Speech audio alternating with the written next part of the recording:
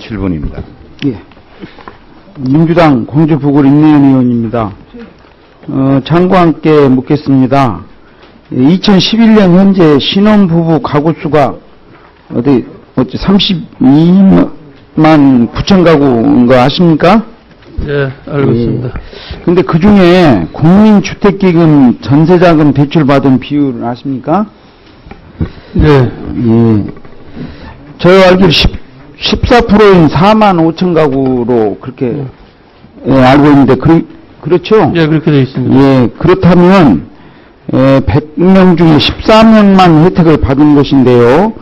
이번 4.1 부동산 대책에서 볼 때 보편적 주거복지 차원에서 생애 주기별 주거 취약 시기에 대한 정부 지원을 강화한다 해서 신혼부부를 위한 전세자금 지원 규모를 연 2조 5천억 원으로 밝혔습니다. 그런데 4월 말 현재 지원 가구 및 지원 금액은 얼마인 줄 아십니까? 제가 아는 거는 9,404가구 4,050억 원. 예. 그러면 이제 1년 내에 줄 수 있는 거에 이제 16%에 좀 불과하거든요. 예. 그래서 1년 중 그 지원 실적이 저조할 뿐만 아니라 1, 4분기를 작년하고 비교했더니 지원 금액이 작년에 비해서 49%에 불과합니다. 그래서 이제 신혼부부를 주거 취약 시기에다 신혼부부를 넣어서 전세 자금을 지원하는 목적은 이제 합계 출산율을 높이는 등 정부의 중장기적 과제를 위한 것으로 보는데 2012년 대한민국 합계 출산율은 1.3인 거 아시죠? 네. 부부가 결혼해서 아이를 안 낳는 이유 중에는 살 집이 없다, 주거 불안정성도 그 중에 하나인데, 이러한 신혼부부를 위한 전세자금 대출 지원 강화가 환영할 만한데 실제 받는 율이 줄어들어서 문제다. 왜 줄어들었을까 했을 때 그 중에 하나를 보면은 결혼 5년 이내 부부 합산 소득 5천만 원 이하, 그래서 요건이 좀 까다롭지 않은가 이제 이런 생각도 들고요. 그 다음에 그 기존에 받고 있는 전세자금 대출이 있는 경우에는 이러한 좀 더 유리한 국민주택기금 전세 대출을 못 받는다. 즉 이게 갈아타지를 못한다. 그래서 과거에 4,500만 원 부부 합산 4,500만 원에서 5천만 원으로 완화하고 이율을 3.5%에서 3.3%로 낮춰줬는데 지원 실적이 금년이 작년에 절반밖에 안 된다.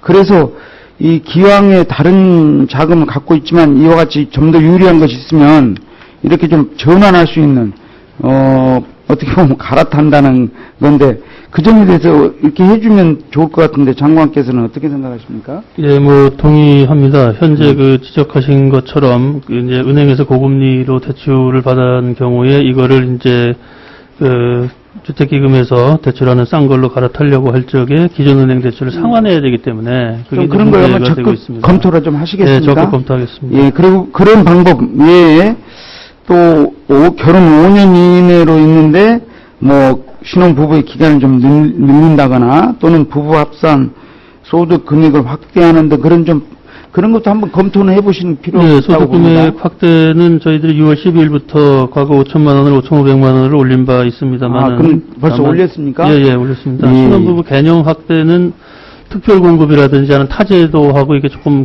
상충되는 부분이 있기 때문에 조금 신중히 검토해야 될 것으로 봅니다. 그러면 다음은 철도 경쟁체제 도입에 대해서 말씀드리고 또 묻고자 합니다. 어제 업무보고에서 독일식 모델로 추진하는 걸 검토한다고 하셨는데 독일 철도 주식회사는 운송회사가 6개 사업부, 시설 분야가 3개 사업부로 통합 구성이 되어 있고요. 하나의 지주회사 아래 인프라 관련, 선로 관리, 역사 관리, 에너지 공급 3개 사업부는 직속으로 편제되었고 장거리 지역철도, 도시교통, 화물철도, 해운, 항공, 물류, 서비스 등 6개 사업부는 지주회사 아래 운송 지주회사를 하나 더 만들어서 그 밑에 편제시킨 형태여서 한국 철도 경쟁체제 도입에 참고할 때 좀 구조가 다르다 이런 지적이 있네요. 그러면서 현재 해외 철도 지주회사는 대부분 이제 상하 통합 형태로 운영되고 있고, 그중 독일도 그렇고 이탈리아도 여객과 시설 통합, 오스트리아 역시 여객 물류 인프라를 통합하여 운영하고 있습니다. 상하 분리 15년 만에 최근 상하 재통합을 한 프랑스 경우에 1997년 운영과 시설, 상하 분리 이후 기능 중복, 지속적 부채 증가 등으로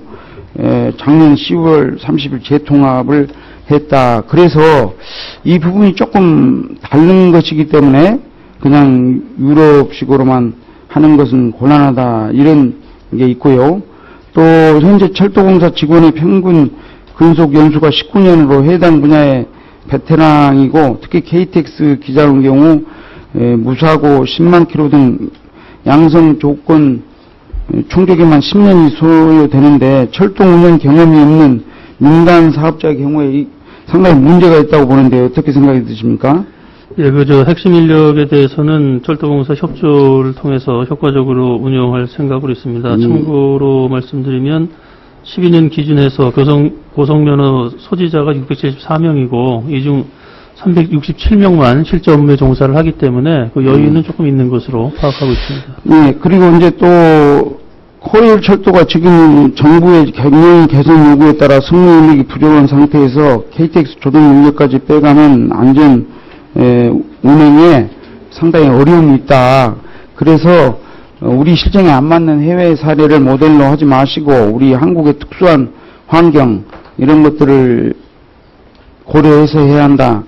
그래서 그냥 그 경쟁 체제라고 해서 민영화 방향으로 가는 건 곤란하다는 부분에 대해서 깊이 있는 재검토가 요청이 된다, 그렇게 생각이 듭니다. 어떻습니까? 예, 저희들 방안은 다시 한번 말씀드리지만 절대로 민영화 방안은 아니라는 점을 조금 말씀드릴 수가 있겠습니다. 예.